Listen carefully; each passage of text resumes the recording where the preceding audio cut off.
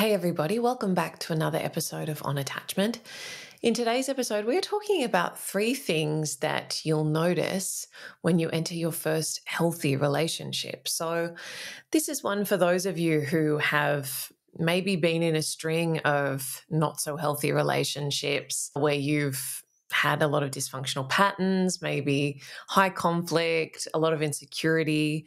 And as you do this work of becoming more secure within yourself and building self-awareness around your own patterns, learning tools to build healthier relationships and more secure relationships, which is what we're hopefully all aiming for here. And then you enter a new relationship, you'll probably notice a new set of challenges or encounter things that you maybe didn't expect to. I think a lot of us have the misconception that we'll do this work and then we'll enter a healthy relationship with a secure partner and all of that stuff will be behind us. We'll never have to, come up against those relational challenges again. When really the truth is that we are confronted with different challenges, and hopefully we are meeting those challenges with the benefit of our enhanced capacity and new tools. And so we're able to alchemize whatever those challenges are with a greater level of maturity. But nevertheless, I think a lot of people are surprised and maybe caught off guard by the fact that secure relationships can bring up different things and can hold a mirror up to us in different ways. And so I'm going to be sharing today three things that you might notice in your first healthy relationship. And even as I'm talking now, I suppose you might even notice this within the same relationship if you've done a lot of work together and you kind of enter a new era of the same relationship, as can happen. I think we can have many different versions of a relationship over time with the same partner as we grow and evolve, whether that's joint work or individual work. So you may notice some of these things if you're already in a relationship, but you've been doing some of that work. So this will hopefully have a little bit of something for everyone. And if you're not in a relationship at the moment, maybe it'll put you on notice for things that you might come up against in the future after you've been doing this work and you enter a healthier relationship. So that's what we're going to be talking about today. Before I dive into that, just a quick announcement. I am really excited to share that I am running another retreat. So for those of you who have been around a while, you might remember that I ran a retreat in Italy mid last year, which was really wonderful. And we have just booked in to do another one in Australia this time, in Byron Bay, which is a beautiful coastal town. Some of you may have heard of it, many of you may not have, but with a quick Google search, you'll see that it's absolutely idyllic and we've booked an incredible property there. The retreat is going to be in May next year, 2025, and we've got a wait list going for people who want to express interest in that. We're just finalizing all of the details, but it will be 3 nights in May 2025. And so if you want to be first to hear about that, and we will have an early bird special for the initial period after we've announced it, the link is in the show notes to join that waitlist, or you can head to my website and that should be relatively easy to find. So I would love to see people from this community at the retreat. And if that's something that you've maybe always wanted to do or that piques your interest, definitely pop your name down on the wait list, because obviously by virtue of the format, the spaces will be very limited. Okay, so let's dive into this conversation around things that you might notice in your first healthy relationship. Now, the first one is that there's nowhere to hide. So healthy relationships can be really vulnerable. And I think that a lot of us might be surprised by this because we maybe idealize what it means to be vulnerable in relationships. And if you've been in relationships in the past, or maybe you're in a relationship at the moment where there feels like there's a lack of emotional intimacy, you might say, and maybe you complain to your partner or to your friends or to yourself that there's no depth and there's no emotional intimacy, and that's something that you really yearn for. But you might find that when you get it, it actually frightens you a bit. And I think this is something that I've seen time and time again, is clients and students of mine will get into a relationship with someone who is, for example, really committed and wants to move forward with the relationship. And if you've always been the person who, pushes a relationship forward against someone else's resistance, and you've got someone who's really, maybe has a fear of commitment or doesn't want to talk about the future, and you spend so much time and energy trying to get that from them, you might really be confronted with your own fear of commitment. For example, if you're in a relationship with someone who is totally available and wants to talk about the future and wants to move the relationship forward. So that's just one example. But what you might see is that the things that you've been blaming someone else about or complaining about, those points of resistance or someone else's unavailability, you might suddenly be shown all of the ways in which you were invulnerable or unavailable, because I think there's a lot of hiding that happens in dysfunctional, insecure dynamics, and it's really, really easy to blame the other person for everything that's wrong with the relationship. And we often do that from a place that we really deeply believe it, that if they just changed XYZ thing, then our relationship would be fine. And as true as that can feel, it's very rarely the truth. It's very rarely the whole picture. And it allows us to, I suppose, sidestep taking responsibility for the ways in which we are not being honest, not being vulnerable, maybe we're not in integrity. So it often blocks us from our own authenticity. And so when you're in a relationship where all of those things that you've been complaining about, all of those things you've been blaming someone else for, suddenly aren't there, and there's nothing kind of distracting from your ability to show up and be available and be vulnerable and be honest, that might be quite confronting. And you might find your own resistance, maybe your own more avoidant side coming up if you are someone who's typically been more anxious. And I think that can be a very interesting, very illuminating kind of role reversal, to be all of a sudden afraid of vulnerability and find a lot of resistance to that within yourself. And so seeing those anxieties arise for you in a healthy relationship, I think can catch some people off guard and make you question whether it's the right relationship, because you're so accustomed to being the pursuer, so accustomed to the chase, if that's historically been your role, that's a really comfortable place to put all of your energy if that's what you've always done.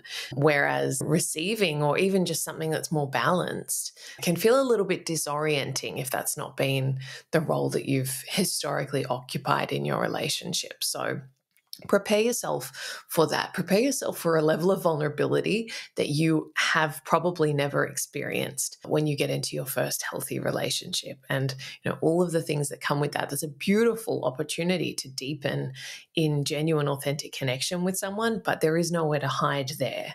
And as I said, I think a lot of us maybe don't appreciate the extent to which we have been able to hide in dysfunction and blame in our relationships when we've largely been in insecure dynamics. Okay, the second thing that you might notice in your first healthy relationship is that even the most secure, wonderful partner will be an imperfect human, okay? And so you might realize that you have certain idealistic conceptions of what it means to be in a secure relationship that maybe are not realistic. And a secure partner who is kind and reliable and trustworthy and empathetic and validating and all of these things that you have yearned for such a long time, that same person might disappoint you from time to time. They might be forgetful, or they might have a temper, or they might be irritable, and they might annoy you. They might have habits that you find a little grating, and all of that is really normal. But it might, again, throw you a little if you've had this story that when I finally get into a secure relationship, then everything will be great. And I won't have to worry anymore. I won't have to have doubts. I won't have to have fears. I won't have to have insecurities. All of that stuff's not just going to fall away and evaporate because you found the perfect person. So much of that is within us. And the reality is that even a great person will have downsides to them. There is no perfect partner who has every single trait we've ever wanted, but none of the ones that we don't. And so I think that we come to realize in a healthy relationship that there are compromises. I've said before, I think the advice to never settle, which floats around on social media a lot. I don't think that that really captures the reality of relationship and the messiness of it all. And I think the better advice is be very clear about what you're looking for in terms of kind of core traits and values, and then get ready to compromise around the edges, because you're not designing some person from the ground up. You are entering relationship with a real person with all of their upsides and downsides and their history and their quirks and their annoying habits. And that's part of committed relationship, is that you are signing up for all of that. And so it can be quite humbling, I think, to realize that you are going to be entering a relationship and potentially making a commitment to a whole person, and that that whole person will annoy you from time to time, will frustrate you, will upset you, will anger you. And that's all part of it. And so we might have our illusions shattered a little in a healthy relationship around the fact that it's still imperfect despite being, healthy and secure. And that leads me nicely into the third point, which is healthy relationships can still involve conflict. And indeed, they generally will involve conflict. I have said before, I think it's more of a red flag if couples never have conflict than if they have a healthy amount of conflict. And obviously, there's caveats to that around the way that conflict is approached and managed and repaired. But you will still have disagreements. You'll still have bad days. You'll still have tension. You'll still have rupture. But the real shift that you'll see in your first healthy relationship is that conflict can be had safely and can be repaired skillfully in a way that actually enhances your connection and brings you closer, rather than being this really scary thing that feels like a threat to the relationship. And if you are someone with insecure attachment patterns, and that's been the general tone and experience of your relationships to date, you may never have experienced conflict in a way that doesn't feel like it existentially threatens the relationship, right? A lot of us will have that imprint that every fight feels like it could be the last one, the one that tips us over the edge. And when that is the tone of your conflict patterns in your relationship, it's very, very hard for conflict to ever feel safe, because it feels so high stakes, right? If every fight feels like it could be the end of the relationship, then you'll probably find yourself having a lot of stress around conflict and probably being quite conflict avoidant, because everything is being weighed against the possibility of the relationship ending. And so we end up letting a lot of things go that probably do need to be talked about, because it's just not worth that magnitude of rupture. So when you find yourself in a healthy relationship for the first time, you will hopefully be pleasantly surprised by the fact that you can talk about things and it doesn't have to snowball into this really big, ugly, disconnected fight with attacking and blame and defensiveness and stonewalling and all of those things that a lot of us know really well.